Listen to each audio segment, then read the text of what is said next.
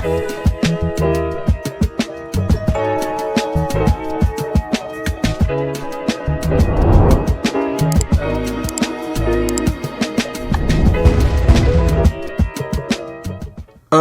hey everybody, welcome to an episode of On the Wrist from Off the Cuff. I have a really cool review for you guys from the brand Ciga Designs. They're a Chinese brand based in Shenzhen, China, that specialize in creating stylish and original watches with impressive designs. Now, in terms of the type of watch, I'd consider this a wildcard watch. Some key characteristics and design language, you're looking for something within this space. Of course, you're going to want that kind of standout or statement timepiece that trades versatility for timelessness, and essentially, you know, all out style and peak design. This is part of their Series X line, and this is their new Eye of Horus release with the rose gold accents. And essentially, the Eye of Horus is one of the most mystic symbols of revitalizing power in ancient Egypt that survives to this day. Ciga Designs artistically reconstructs this emblem of protection and healing with a contemporary makeover, sporting a skeletonized dial and movement housed in a tough bioceramic case to create a complex and expensive look at an affordable price point. Yes, quite affordable. These are actually on Amazon Prime right now for $249. Yes, under $250. And I think that's pretty compelling. They're doing a lot here. It's definitely not for everyone. This is absolutely not a one watch type of recommendation, but it has so many elements that I can appreciate. I will always have a soft spot for skeletonized dials and movements, mainly because I'm a big fan of mechanical movements, and there's something about all the little pieces, and that's really, I think, what draw a lot of people into the hobby. And of course, I think, this is definitely a bit over the top in terms of its styling, and this is definitely not, some super versatile, very demure type of piece. It's still a whole lot of fun and not super expensive. I mean, you think about what the Swatch Group is doing with Bioceramic. This is definitely a much more complex watch in terms of like the actual challenge factor of producing something like this.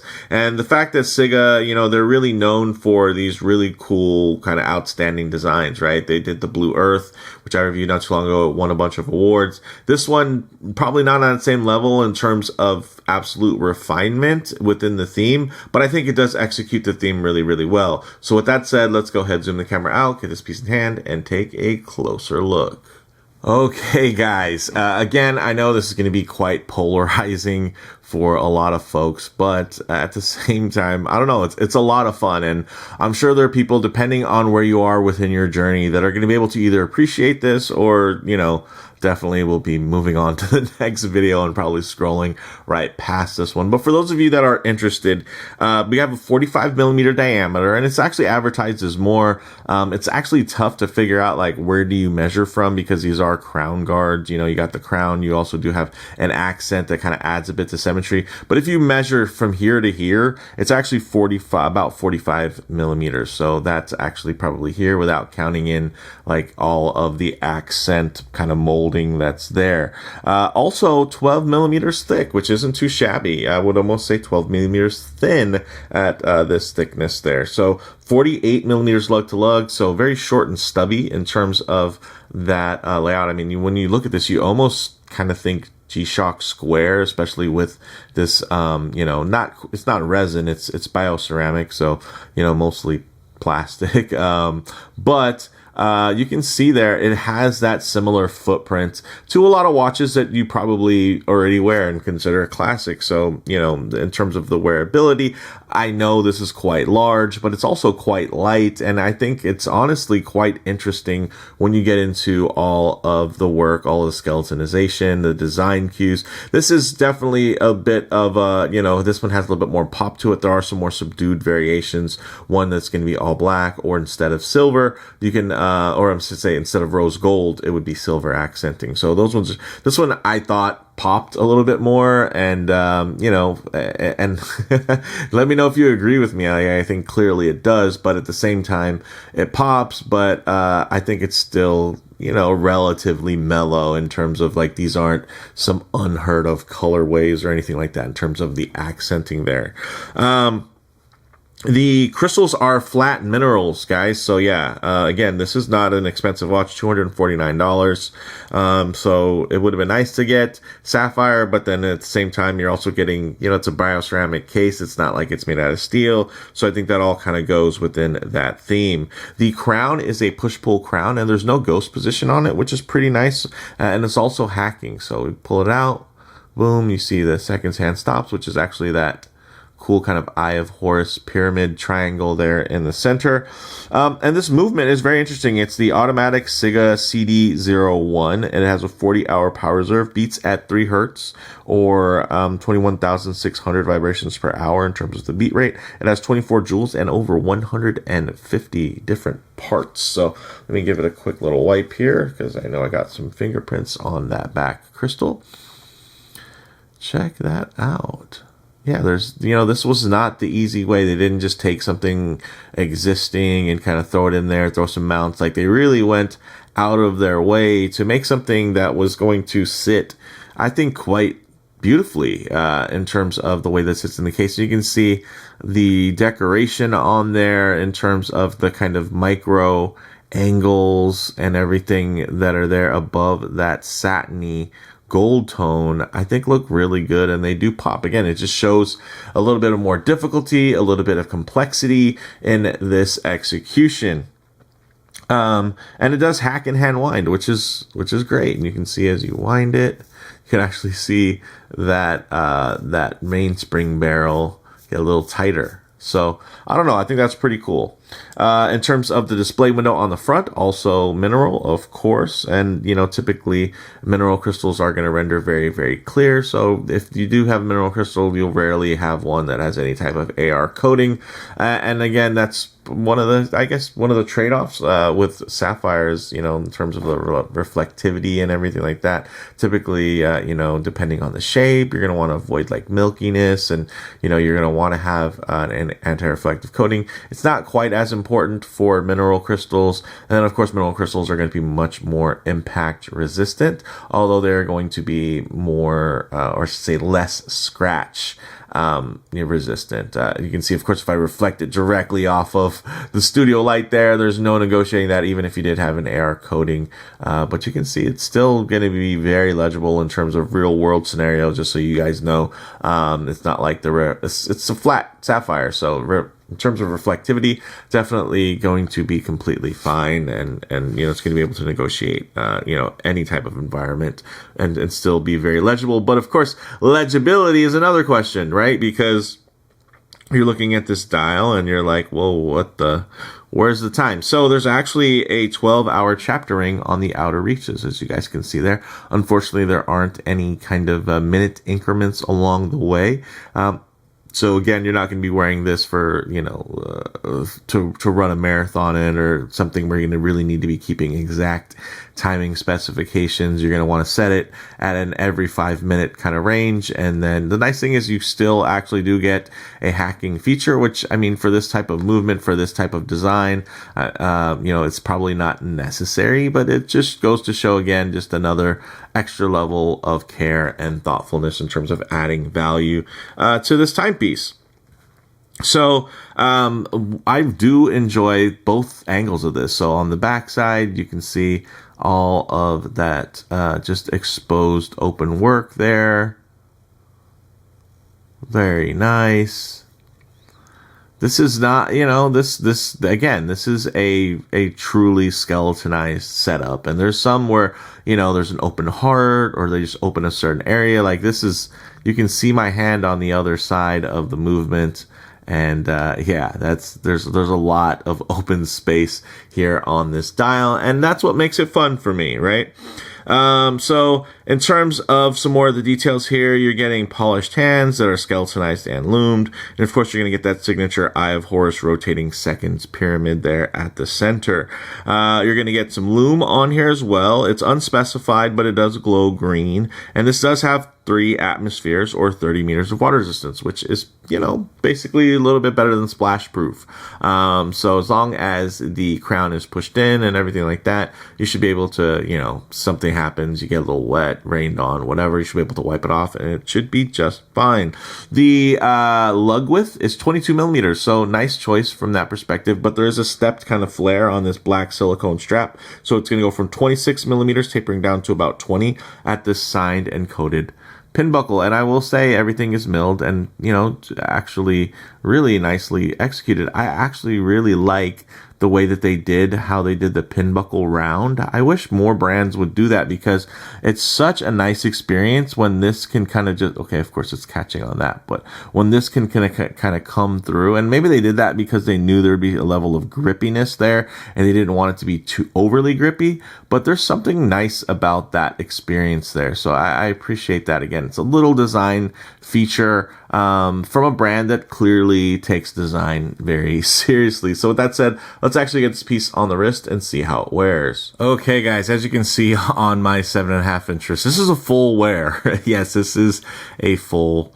wearing watch. Of course, if I get my wrist a little bit too close to the camera lens, you're going to get even more kind of perspective distortion, and it's going to make the watch seem even larger. So what I like to do is keep my wrist nice and low and then just tighten up the frame here so that you guys can get still a detailed look, but just maybe add a bit of a truer aspect ratio as to how this may lay on your own wrist. And again, this is Bioceramic, and then it also does have a silicone strap. So this thing is really light wearing. And then, you know, of course you think about the weight of a mechanical movement, but this has been heavily skeletonized. So you're getting a lot less weight from that perspective too. And yeah, this is just an interesting piece. It's a fun one. No, you know, there's so many places where this would be completely inappropriate. So yeah, you're not going to wear this, you know, dressed up in a suit, this and that, whatever. But there are also a lot of places where this would be a lot of fun, I feel like, right? You know, maybe you're going to Disneyland and you're going to go to Galaxy's Edge or something, right? The Star Wars area. You're going to go to Comic-Con, you're going to get some cosplay and you need something just really fun and interesting. Or you're just going to go to your local watch meetup and you want to bring something just different, right? Between all of the Daytonas and, you know, just kind of what you always see at these meetups. And, you know, a lot of those watches are quite iconic and beautiful. It's stuff like this that I think actually get your gears turning when it comes to just looking at it and appreciating it for what it is within the hobby. Again, this is definitely an enthusiast piece. This is not a casual watch that some mother is going to buy for her son after cruising through Amazon looking for kind of a dads and grads type of setup. But this is totally, again, it's just something fun and something different. And if you are going to gift somebody something, right, and they're a watch person and you're watching this, and this caught your eye, I guarantee you something like this would be so much more appreciated than just a generic kind of watch that is just a less good version of something that they already have. I've been in those situations where I've had family members, you know, want to gift me a watch and they, you know, they get me something and it's just like a not as good version of something that I already own. The beauty here is that this is quite affordable at under $250, or basically $250, right? $249. And it's not like somebody's going to have a Richard Mille, like they're going to have some really crazy people don't have that stuff. And if they did, they probably, you wouldn't be buying them gifts because they'd be ultra rich, right? But for a normal watch collector, I feel like this is actually a fun thing. Like I wouldn't mind getting this as a gift at all. And actually, big shout out to Ciga Designs for gifting this watch to the channel so that I can share it with you all. So yeah, I mean, this again, it's not perfect, but it's cool, it's weird, it's different, it's funky, and, you know, again, it's very specific. It's definitely far from versatile. But, guys, again, I think that's just kind of what makes the actual watch collecting hobby so much fun. And that's how you do keep with longevity, is by, you know, trying out new things, trying out different things. And yeah, I mean, again, like if you just saw this profile here, it's almost G-Shock like, but then it's like, whoa, what?